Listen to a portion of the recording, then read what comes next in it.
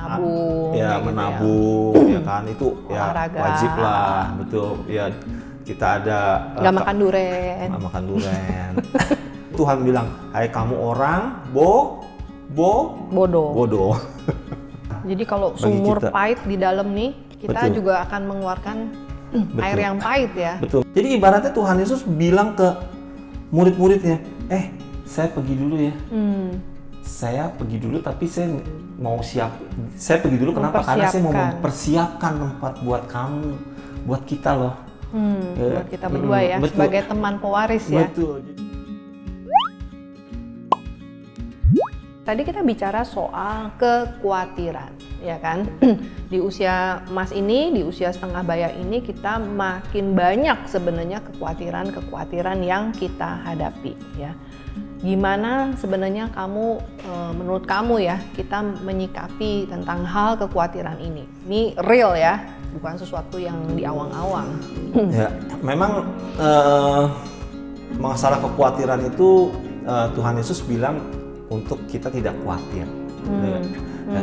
Tapi apakah dengan tidak khawatir lalu kita tidak perlu mempersiapkan masa tua kita? Enggak juga, ya kan?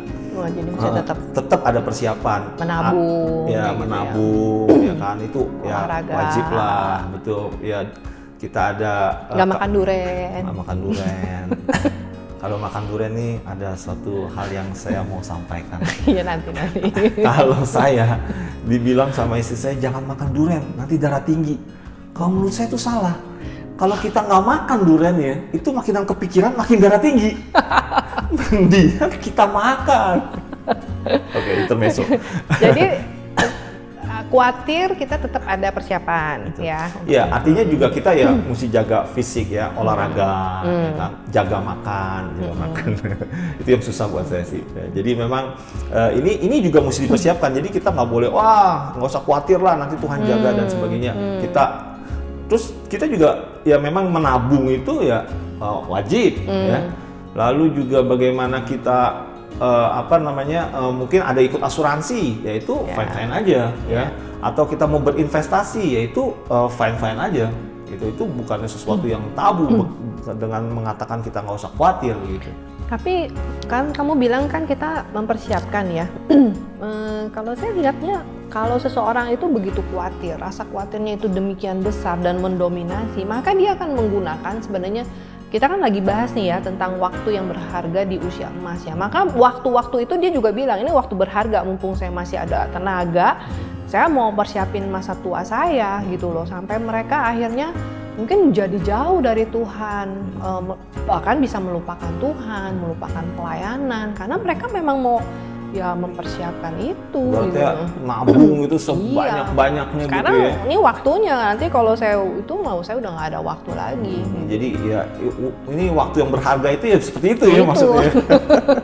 Iya. Tapi nggak tahu gimana sebenarnya, apakah Tuhan Yesus, benar? Ya, Tuhan Yesus tuh pernah menceritakan hal ini ya. Sebenarnya kita lihat di Lukas pasal yang ke-12 ya. Lukas pasal 12. Kita lihat dari ayat yang ke-15 dulu ya. Ini cerita ini udah sering kali kita baca. Di sini dikatakan berjaga-jagalah ya.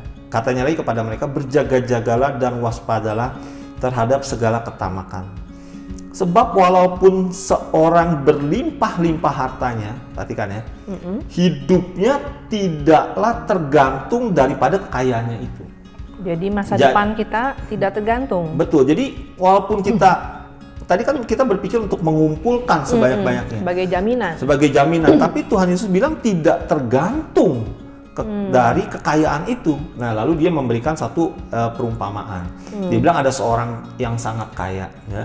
Tanahnya juga menghasilkan tanah yang berlimpah-limpah. Wah, lumbungnya sangat banyak ya, penuh dengan segala macam persediaan.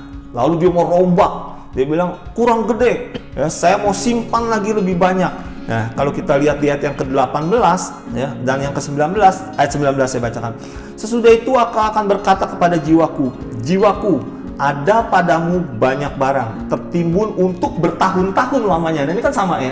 Kita berusaha menimbun sesuatu bertahun-tahun lamanya. Kemudian kita bilang beristirahatlah. Nanti masa tuamu akan supaya indah. merasa aman. Masa aman ya, minum bersenang-senanglah. Ya kan? Nah, di ayat yang ke-20 Tuhan bilang, "Hai kamu orang Bodoh. Bodoh, pintar ya. Kenapa ya dibilang bodoh? Karena kenapa? Malam ini juga jiwamu akan aku ambil. Ya. Nah, di ayat 21 sebagai kesimpulan, nah ini yang menjadi penting. Dengan demikianlah jadinya dengan orang yang mengumpulkan harta bagi dirinya sendiri, jikalau ia tidak kaya di hadapan Allah. Jadi sebenarnya di usia emas ini kita sudah waktunya memikirkan apakah kita kaya juga ya. Betul. Di hadapan Allah. Betul. Ya. Kaya di hadapan Allah itu artinya kita mesti tambah iman, tambah hikmat, betul, kebijaksanaan ya, tambah mengerti akan kehendak Tuhan ya, kan dalam hidup kita ini seperti apa ya. Iya, saya pikir saya setuju ya dengan hal ini ya. Kaya di hadapan Tuhan itu menjadi hal yang lebih penting untuk kita perhatikan ya pada saat ini. Misalkan mengingat kita adalah generasi yang lebih tua. Tadi kan kita adalah generasi sandwich, artinya ada juga anak-anak muda di bawah kita ya. Mungkin di keluarga kita adalah apakah kita kaya di hadapan Tuhan? Apakah di depan anak-anak kita adalah orang tua yang baik ya di dalam Tuhan ya. Di gereja mungkin untuk generasi-generasi muda kita juga bukan tampak ya, memang harus kaya di dalam Tuhan, artinya bisa memberikan guidance apa sih? Ya, petunjuk ya kepada anak-anak muda ya. Oh ya nih, jangan lupa nih, kita generasi sekarang ini ya, generasi emas ini, jangan lupa nih belajar untuk memberikan tongkat estafet kepada pelari yang selanjutnya. Bukan berarti ini ada yang salah nih, orang bilang, oke, kalau gitu ini saatnya saya pensiun. Ya, padahal sebenarnya enggak. Padahal sebenarnya pada waktu kita memberikan tongkat estafet ini kepada generasi yang berikutnya, kita justru melatih mereka. Kita harus banyak sekali melatih anak-anak muda ini untuk bisa meneruskan apa yang ini ya. Setuju. Ya memang jadi usia emas ini ya, waktu berharga di usia emas ini ternyata adalah menjadi kaya di hadapan Tuhan. Bagaimana kita mempersiapkan diri kita ya, di usia yang tua, yang makin untuk usia tua kita, bagaimana kita bisa lebih sering misalnya ikut. Kalau gereja ada penataran, ada pelatihan, ya. Kita belajar untuk ikut, ya, lalu kita belajar. Nanti karena kita akan menjadi itu tadi ya, para mentor untuk anak-anak yang lebih muda. Dan yang terlebih penting lagi sebenarnya adalah bagaimana kita bisa melakukan yang disebut dengan penyempurnaan rohani. Supaya kita menjadi kaya di hadapan Allah. Betul, artinya kita makin hari makin baik. Bukan bilang makin tua lu makin cerewet. Nah, makin pemarah. Betul.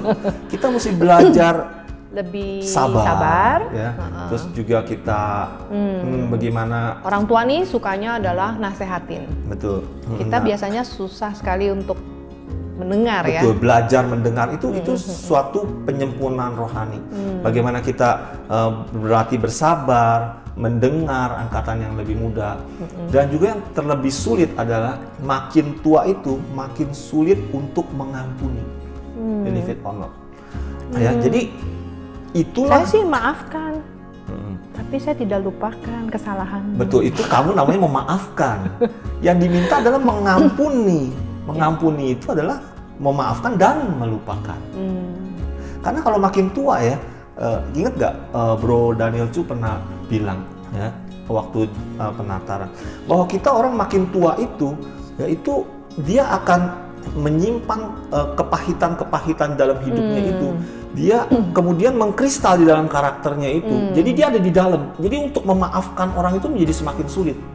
Oleh karena itu mulailah dari sekarang kita melakukan penyempurnaan rohani, bagaimana kita memaafkan, ya sudahlah yang udah mungkin kejadian 20 tahun yang lalu, ya kan? Kita mesti mulai belajar untuk memaafkan itu. Itulah yang disebut dengan kaya di hadapan Tuhan. Ya, jadi usia emas kita ini ya adalah mempersiapkan hal ini. Tapi kita sebenarnya belum menjawab loh masalah utamanya, yaitu mengenai kekhawatiran. Ya itu kan tadi penyempurnaan rohani adalah sebagai persiapan untuk kita menjadi kaya di hadapan Tuhan. Karena ini yang waktu berharga itu harus kita isi dengan itu. Tapi masalah kekhawatiran itu sendiri tuh sulit hilang, gitu ya. Kalau masalah kekhawatiran ya pastinya kita bukannya Matius pasal 6. Ya. Yang Tuhan Yesus bukan carilah tapi engkau mendapat ya. Bukan. Ya, kalau kita baca Matius pasal 6 yaitu hal kekhawatiran. Ya, kita udah sering ya dengar bahwa bagaimana ini burung di udara Tuhan pelihara. Betul, apalagi kamu ya, pasti Tuhan akan pelihara. Itulah hal kekhawatiran. Tapi kemudian kita jadi berpikir, oh ya, Tuhan pelihara ya hidup kita. Lalu hidup saya tidak ada kesusahan lagi. Jadi setelah itu saya nyaman gitu karena kita beriman bahwa tidak ada kekhawatiran. Apakah jadi, besok tidak ada hal yang Ya, saya melihat ya ada satu ayat yang di ayat Matius pasal 6 ini yang sebenarnya seringkali kita lupakan menjadikan ini malah sebenarnya kesimpulan daripada hal kekhawatiran. Kita lihat di ayat yang ke-34. Matius 6 ayat 34. Sebab itu janganlah kamu khawatir akan hari besok. Ya, ini ya. Kenapa dia tadi cerita burung di udara dipelihara? Hendaklah kamu jangan khawatir akan hari esok. Nah, ini yang anehnya nih. Ini paradoks. Karena hari esok mempunyai kesusahannya sendiri. Jadi sebenarnya besok tetap ada kesusahan ya. Betul. Kita kan bilang Tuhan saya khawatir nih. Besok ada kesusahan. Tuhan bilang jangan khawatir akan hari esok. Apakah besok tidak ada kesusahan? Tapi besok ada kesusahan sendiri loh. Jadi saya khawatir atau enggak? Ya kan? Besok ada kesusahan. Jadi ada Tuhan kesusahan? Ada. Jadi bilang jangan nggak khawatir itu bukan berarti besok tidak ada kesusahan. Besok tetap ada kesusahan. Betul. Jadi apa itu jangan khawatir yang dimaksud oleh Tuhan? Apa yang dimaksud jangan khawatir? Mungkin mikirin yang udah 10-20 tahun ke depan itu. Betul. Kekhawatiran itu, jangan khawatir yang dimaksud Tuhan adalah kita mesti percaya, punya iman bahwa Allah memelihara hidup kita walaupun kita akan menghadapi kesulitan. Kesulitan, kesusahan itu kita hadapi bersama Tuhan. Itulah yang disebut dengan jangan khawatir. Jangan khawatir bukan tidak ada kesusahan. Karena dengan jelas dikatakan jangan khawatir akan hari esok karena hari esok punya kesusahan sendiri.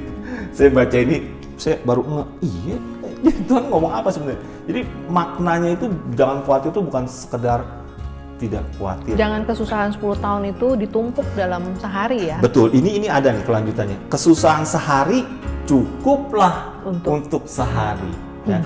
Artinya jangan kesusahan 10 tahun lagi gimana hidup gua, gimana susahnya nanti gua, aduh anak-anak gua udah nggak ada, nanti anak gua jadi apa ya. Itu kita tampung, kita khawatirkan dalam satu hari. Rugi sebenarnya ya. Betul, makanya Tuhan di akhir kesimpulannya dia bilang kesusahan sehari cukuplah untuk sehari. Kamu ada pengharapan mau masa tuanya di Swiss mancing salmon ya. Ini sudah menjelang usia pensiun, tinggal 4 tahun lagi. Kira-kira bagaimana pengharapan ini? Apakah masih kamu pegang erat atau gimana? Ya kayaknya saya pikir-pikir lagi, kayaknya nggak jadi deh. Kenapa? Kayaknya lebih enak tinggal di Indo deh. Soalnya saya khawatir ya, kalau dia di sono tuh saya nanti kalau dia di Swiss misalnya, saya tuh terus terang takut kangen sama rendang. Padang. Oh, makanan Padang, iya bener. Iya, soalnya iya, ya waktu saya di Singapura ya, waktu itu kan pernah saya tinggal di Singapura setahun lebih ya. Itu terus terang yang paling saya pengen pulang tuh langsung makan tuh masakan Padang, makanan Padang. Ya. Waduh, itu apa di sana di Singapura ada sih makanan Padang tapi nggak ada yang enak. Gimana di Swiss? Jadi ini udah mulai nih, jadi udah nggak jadi ya? Nggak jadi deh. Nggak jadi ya? Kayaknya enakan di dingin di sana. Nggak kuat ya? Nggak kuat. Udah AC tua. aja suka dimatiin kalau malam. Iya, sama dong. Aku Ya kalau juga. kamu gimana tuh keliling dunia? Aku kan tadinya mau ke itu tuh ya, keliling dunia, backpacker tadinya, Oh iya, gaya, oh iya, iya, gaya. iya, iya, iya. Kita mau backpacker Padahal waktu itu. udah tua begini, Betul. mikir juga gitu. Wah, ransel yang kayak enteng aja udah keberatan dengan mau backpacker. Udah operasi pinggang kan tahun lalu, ya kan. Jadi sekarang kita tetap jalan-jalan, tapi cukup di YouTube saja ya. Wih, cincang? Cincang? Bener nih, di Iya, YouTube aja? bener-bener, ya. Waduh, Iya. oh makanya tuh saya beliin TV rada gede supaya lihat YouTube-nya lebih enak. Iya, betul-betul. Jadi Itu kan membantu kayak, tuh. kayak serasa kita di sono gitu ya. Iya, tapi kadang-kadang kita ada orang ya yang kita kan dengan sadar nih ya, kita melepaskan pelan-pelan walaupun masih aduh kalau bisa mungkin boleh kali sekali gitu, nggak terus. Tapi kita dengan sadar ya, kita mau coba lepasin. Tapi ada orang yang masih memegang erat nih. Betul. Memang di masa muda kita memang banyak sekali harapan-harapan ya kan. Dan yang sepertinya sekarang ini di usia yang kita sudah realitanya gitu ya, kita harus Menghadapi kenyataan. yang kelihatannya udah nggak bisa kita capai lagi, ya udah kita mesti belajar untuk mulai melepaskan pengharapan itu. Jadi kalau keliling dunia nggak tercapai, Ya, udahlah ya. YouTube aja YouTube gitu. aja lah ya, gitu Jadi ya. karena gini, kalau kita ya nggak melepaskan ya, keinginan pengharapan kita yang masa muda itu, ya itu menjadi cikal bakal suatu kepahitan, bitterness. Oh, Percaya nggak? daripada Percaya nggak? bitterness itu maksudnya jadi gimana nih? Gini loh, maksudnya seperti ini contohnya.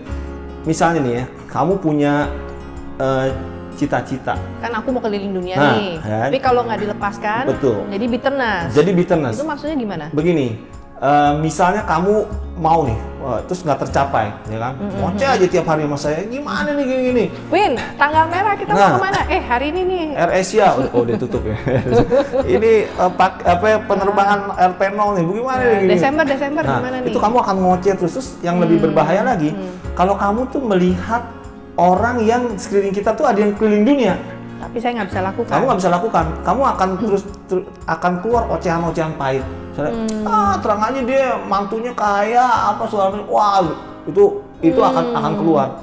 Jadi pengharapan itu mulailah kita lepaskan ya di usia kita ini. Kalau nggak nanti akan menjadi kepahitan. Jadi kalau Bagi sumur kita. pahit di dalam nih, kita Betul. juga akan mengeluarkan air Betul. yang pahit ya. Betul, makanya di kitab Efesus kan dikatakan bahwa kita harus membuang segala kepahitan. Akarnya awalnya itu selain masalah pengampunan, ya juga masalah ternyata pengharapan. Jadi daripada makin tua, makin banyak bitterness, sebaiknya di usia emas ini kita menjadi orang yang betterness ya. Ya.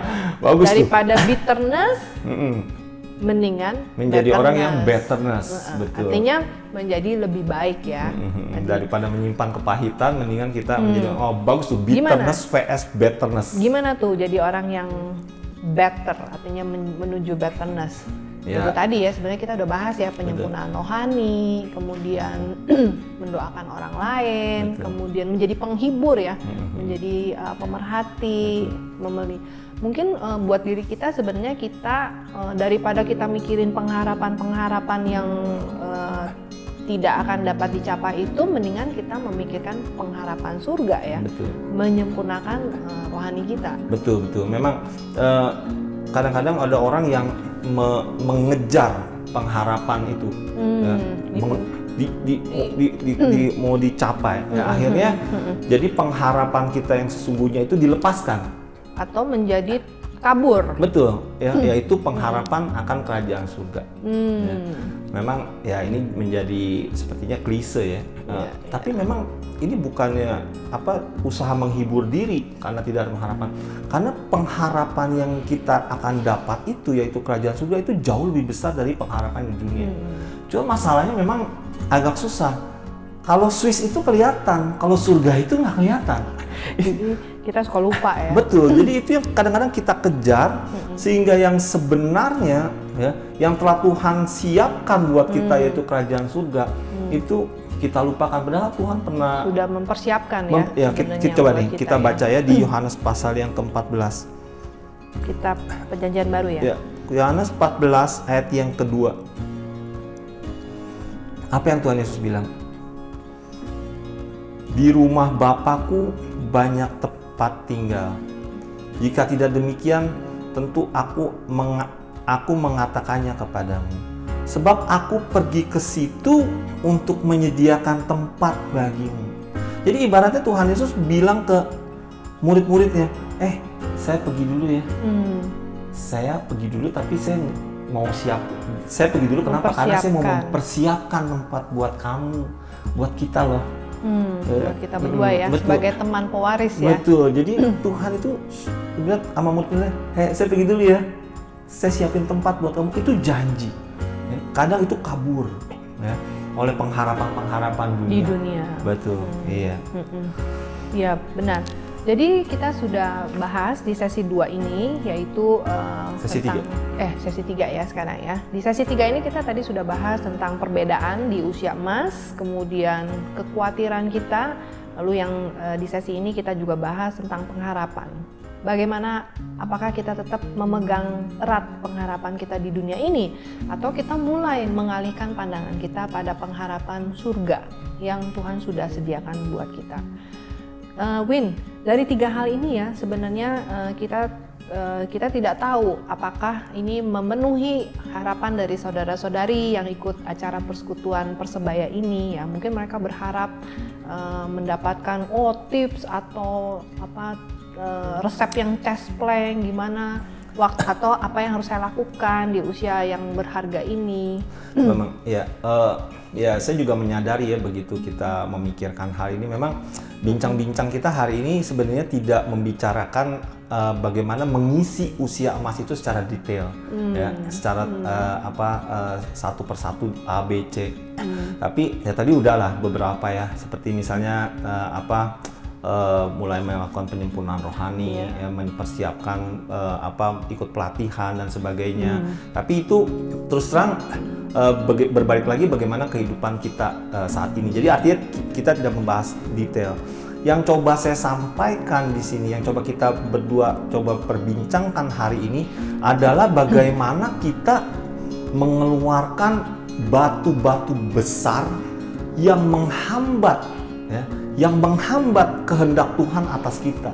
Ya, seperti itu tadi, ya, seperti ya masalah keributan suami istri, ya. Karena terus terang kalau masa tua itu malah banyak orang yang sampai ada yang sampai bercerai di masa tua, ya. Kita bingung ya dulu ya. Betul, atau mereka ribut, ya. Yang satu tinggal sama anak yang satu, atau tinggal anak yang kedua.